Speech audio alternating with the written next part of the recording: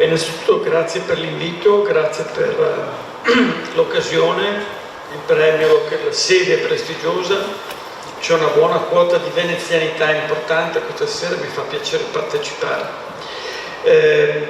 Rispondo alla domanda di Franco Giacomin, senza però sottrarmi da una considerazione più generale che credo che valga la pena fare riprendendo questo bellissimo libro, rivedendo le immagini di un maestro della calzatura che ha un sapore nobile ma anche antico. Quando noi ci ritroviamo per riflettere sui cosiddetti antichi mestieri, sui mestieri d'arte, di solito decliniamo i verbi al passato. Siamo tutti orgogliosi di riflettere, riguardare determinate immagini, però per molti di noi si tratta di un mondo che è stato e che difficilmente potrà essere parte qualificante di un'economia, di un modo di lavorare proiettato nel futuro. Allora io credo che valga la pena fare un paio di considerazioni su questo prima di arrivare alle tecnologie, perché altrimenti il salto è un po' troppo complicato. Credo che valga la pena fare un ragionamento su questo, innanzitutto per sgombrare il campo. Non è che siamo stati noi italiani particolarmente nostalgici, particolarmente inclini a guardare la nostra vita, il nostro destino con lo specchietto retrovisore. Non siamo stati noi a ripensare il valore del lavoro artigiano, ma nel corso degli ultimi 10 anni sono stati soprattutto i nostri amici americani, i nostri amici inglesi, il mondo anglosassone, che per primo ha riflettuto sull'attualità di questo sapere, sull'attualità anche economica di questi mestieri. Due parole mi sembra importante riprendere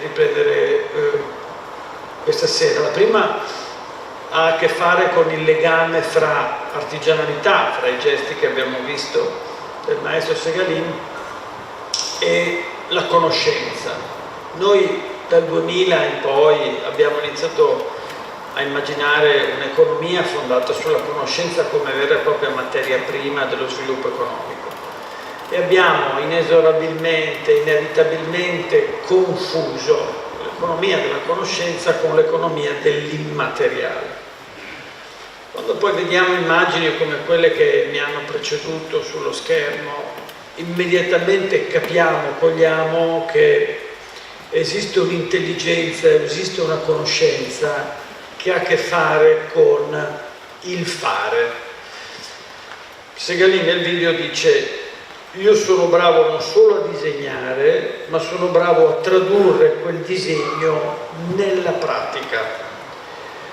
Questo sapere, questa conoscenza, che è conoscenza e competenza, è un qualche cosa che gli italiani dominano profondamente e che è il risultato di una tradizione artigianale che noi dominiamo senza nemmeno riconoscere particolare valore, tanto la diamo per scontato. Ecco, all'estero i nostri amici americani hanno scoperto che questa capacità di passare da un disegno in 3D a un oggetto di grande qualità è in realtà un sapere prezioso, e chi ha dominato questi saperi e queste competenze si è rivelato spesso colui che, oltre a essere in alcuni casi inventore, è stato colui che si è appropriato di un valore economico particolarmente importante.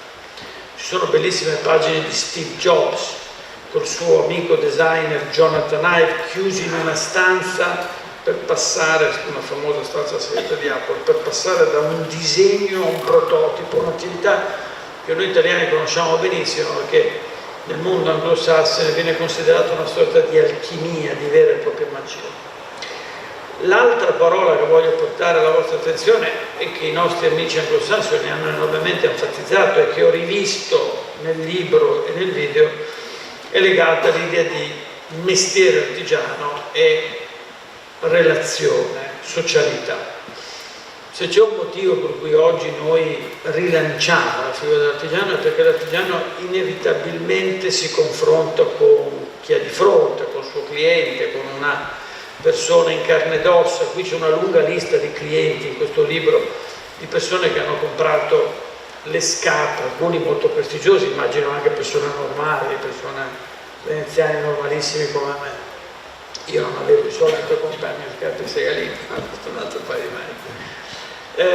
Quest'idea che lavorare è entrare in relazione e avere un confronto, ascoltare, farsi carico di aspettative, bisogni, come quelli della signora della TV belga che chiede le scarpe col tacco 25 cm perché vuole essere, no, della stessa altezza del marito. A me sembra una richiesta anche un po' particolare, però quest'idea di ascoltare, di entrare in relazione, di tradurre questo ascolto in oggetto che poi diventa valore economico nella misura in cui incorpora questo ascolto.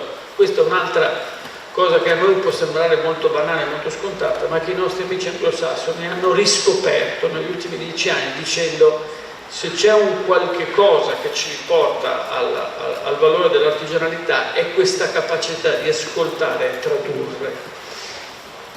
Intelligenza in azione, capacità di ascolto sono i due ingredienti che, se volete, qui cito un signore che è venuto qui, importante, che si chiama Richard Sennett, che è venuto qui proprio al Gambrinus.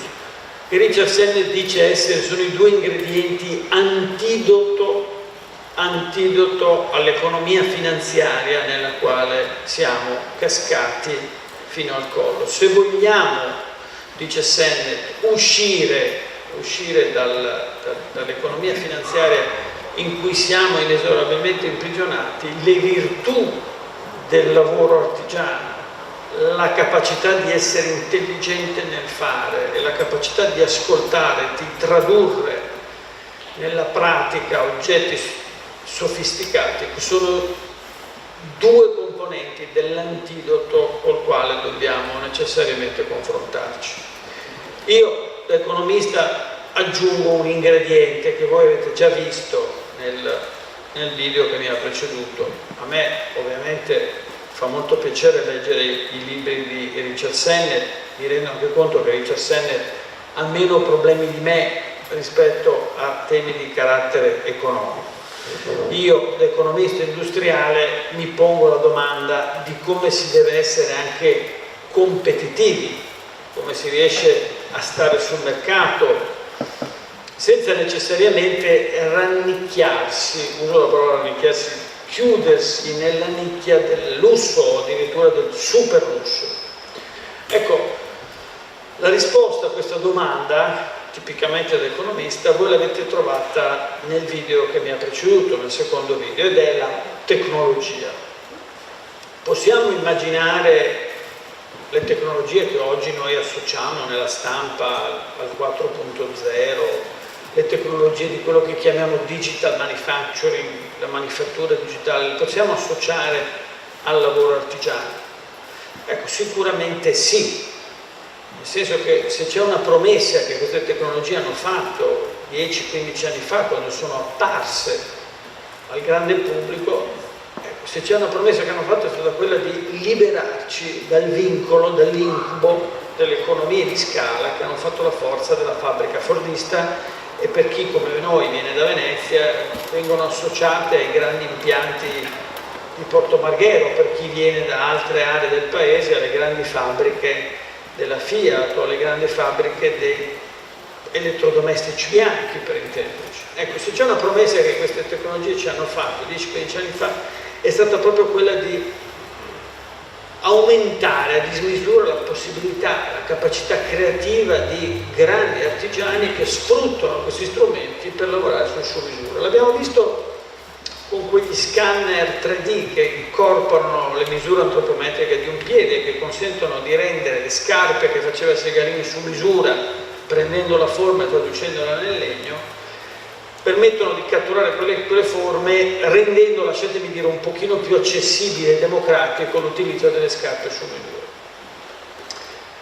È facile mettere insieme la tradizione che abbiamo visto con le nuove tecnologie? Boh, non è facile, non è scontato, ma lasciatemi dire, nulla è facile e scontato in un'economia come la nostra, in una società come la nostra. È sicuramente la nostra portata.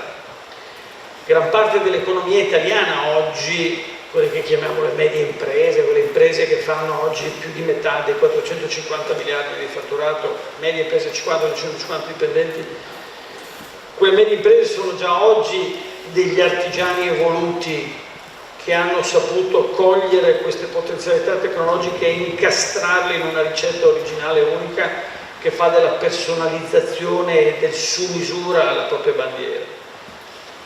Non è solo una via italiana, è una via europea, e sul successo, anche sul richiamo che questa capacità manifatturiera ha anche verso i giovani, io spendo solo una parola sulla mostra, anche questa fatta a Venezia, che si è tenuta un paio di mesi fa all'isola di San Giorgio, alla Fondazione Cini, che ha letteralmente travolto, superato oltre ogni limite le aspettative in termini di visitatori, di giudizi della critica, proprio raccontando un'idea di artigianalità che ha messo insieme, ha messo vicino una grande tradizione, non solo italiana, anche europea, una grande tradizione con il potenziale straordinario delle nuove tecnologie.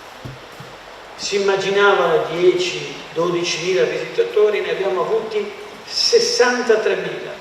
Ed è interessante che sia stata scelta Venezia dalla Fondazione Michelangelo, il gruppo Richmond, che sia stata scelta Venezia come bandiera, come sito di riferimento per un'idea di artigianalità nuova, proiettata nel futuro, che parla di lavoro, crescita, talento, giovani, non parla solamente di rimpianti e di tempi andati. Dicevo, e qui chiudo, come si fa però a fare in modo che la grande tradizione di questo raccontata in questo libro, come si fa a traghettare nel nuovo mondo? Era anche un po' l'auspicio che facevano i nostri amici di Confartigianato. Come si fa a fare in modo che questa tradizione entri, diciamo, ad ampio spettro e non si limiti a pochi campioni, che poi sono quelli che oggi già fanno i successi di tanta parte della mia di vita? Ecco, io vi segnalo un paio di considerazioni che mi sembrano di grande attualità, anche per riportare la conversazione a dei temi, diciamo, legati alle vicende di queste settimane, di questi mesi. Il primo punto ha a che fare con il tema del capitale umano. Noi riusciremo a traghettare questa grande tradizione che abbiamo visto nelle immagini e nei video che ci hanno preceduti se insegneremo ai maestri della tradizione italiana e ai giovani che oggi si affacciano al mondo del lavoro queste due dimensioni fra loro complementari, immaginando una nuova scuola professionale, immaginando una scuola professionale superiore, investendo sugli ITS, convincendo tanti giovani ad andare a visitare quelle botteghe magari attraverso l'alternanza scuola-lavoro, che è lo strumento con cui ci si innamora anche di queste attività, di questi mestieri. Lui ce l'aveva in casa, ma non è detto che tutti abbiano in casa un maestro artigiano e vedano la bellezza di questo sapere, no? Abbiamo bisogno di costruire ponti, passerelle, occasioni di incontro e di visione. Ecco, sul capitale umano noi dobbiamo investire, e i segnali che vengono oggi, lo dico apertamente, i segnali che noi vediamo oggi dalla politica non sono segnali incoraggianti da questo punto di vista. Noi non vediamo un segnale chiaro né sulla formazione in senso lato né sulla formazione tecnica di tipo evoluto, di cui abbiamo come paese straordinario bisogno. Paesi come la Germania, la Svizzera, la Francia investono in questa direzione e noi abbiamo bisogno di fare altrettanto. Il secondo tema ha a che fare con le città.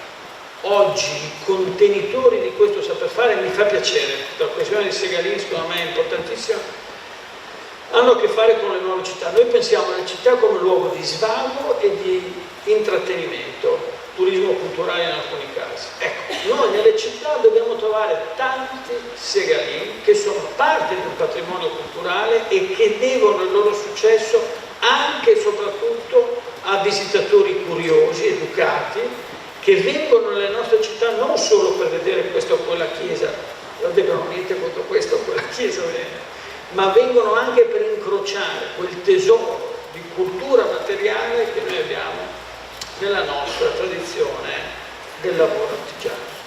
E dobbiamo stupirli dicendogli che oggi l'artigiano di 30 anni fa c'è ancora, ma sotto nuove spoglie, ha la stampante 3D, c'ha lo scanner, c'ha il sito web che vi organizza la vita. Chiudo sulla parola che mi sta a cuore, questo lo dico a noi che siamo soprattutto tre veneziani, un pezzo di questa roba qui si chiama turismo.